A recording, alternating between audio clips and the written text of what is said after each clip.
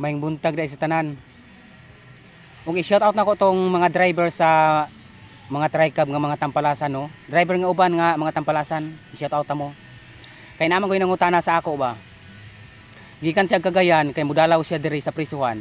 So nangutana siya sa ako, kung pila ba gyud plitihan diri gikan sa Initaw paingon diri sa Sibukaon.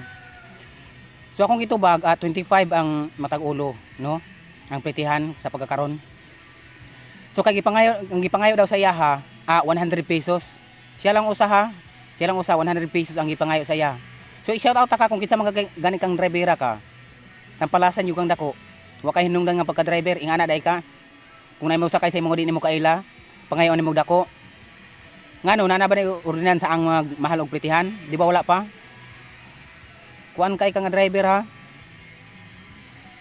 Pasalamat ka kay walay nakakita sa imo diri. Kay kung naa pa ambot lang nimo. Wa gyud kay hinungdan nga pagka-driver. Pertirang duula, gipangayon nimo 100. Unsa man ka? Perting luya taon to nagdalaw, mao ang kwarta.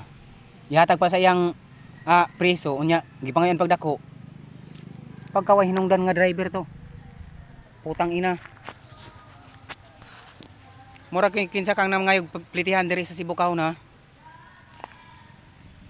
Kabalo naman tan mo nga mura na plitihan diri. Nya pangayon pa nimo dako. Ngano man?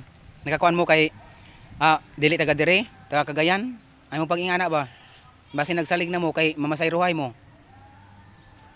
Putragis ka nga driver ka. Wa kay hinungdan ha. Wa ka nagsunod sa patakaran diri sa plitihan. Kung katro na ko, i-shout out ka kung kinsa manggaling ka. Kung taga-asa manggaling ka.